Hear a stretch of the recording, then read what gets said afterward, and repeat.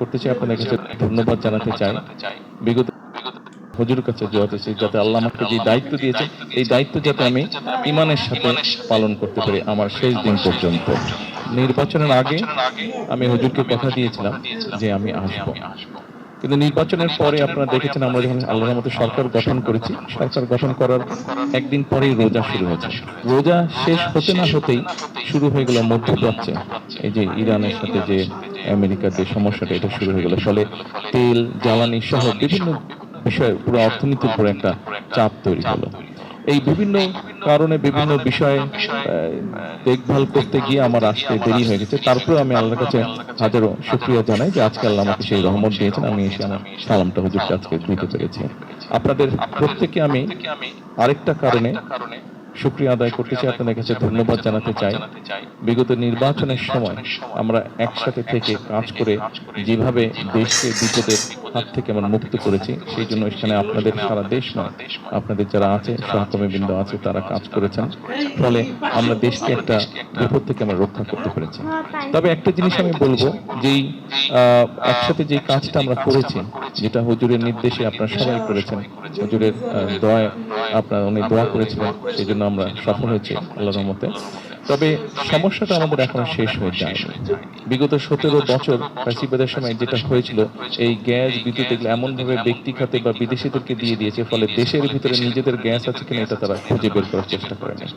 নামটা বলবো না, কিন্তু আপনারা জানেন যে এমনভাবে তারা কাজটা করেছিল যাতে আশপাশের দেশ নিজেরা এখান থেকে কূপ খনন করে গ্যাস নিয়ে যাচ্ছে, দেখা যাচ্ছে হয়তো খোঁজ খবর করলে দেখা যাচ্ছে যে বাংলাদেশ গ্যাসকে তারা ওই দিক থেকে টেনে নিয়ে চলে যাচ্ছে, কিন্তু বাংলাদেশের নিজস্ব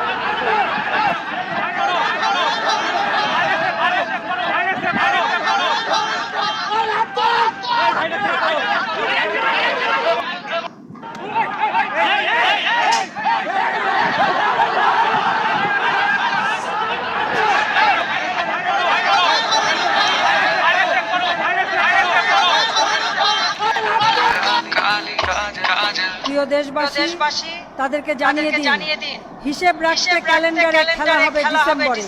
শুধু এতটুকুই বললাম, আর কিছু বললাম না। প্রিয় দেশবাসী,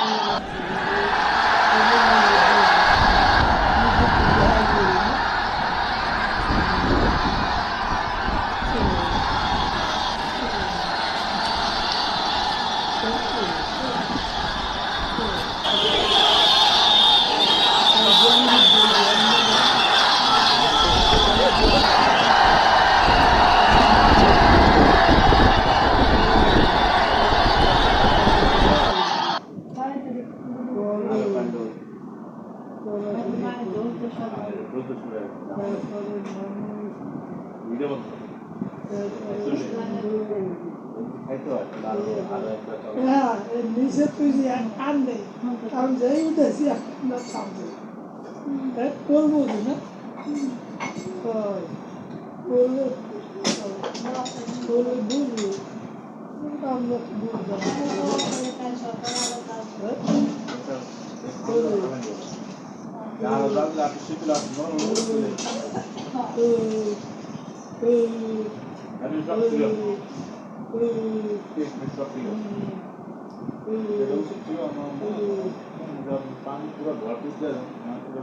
মানে রান্না করে আবার পানি আর একবার দেওয়া উচিত। আরো আধা ঘন্টা